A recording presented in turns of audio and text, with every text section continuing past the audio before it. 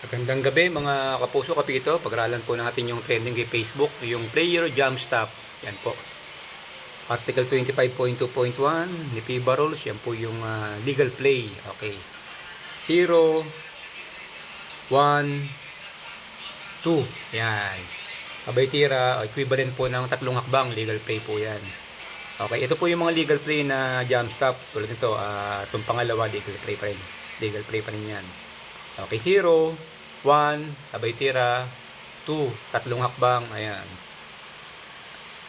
Okay, ganun pang isa, kasi minsan nakakalungkot isipin na pipituhan ni Kapito ng traveling yan pag kulang sa knowledge sa FIBA rules ng definition traveling. Kawawa naman yung player at saka playing coach. Okay, yan po. 3, ayan. Pangatlong hakbang, jump step, legal play.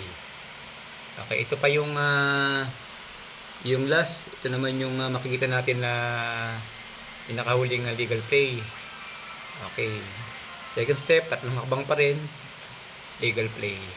Ito na yung violation, yung huli. Ito na yung ito naman kaya naging violation to. 0, 1, 2, 3. Ang katumbas niya po ay 4 na hakbang. Okay, kaya po naging violation. Okay, mga kapito, sana makatulong. Paki-like and share ng ating mga video, comment at follow para po tuloy-tuloy ang ating demo. Thank you very much. Ito po si Kuya Roger. See you tomorrow.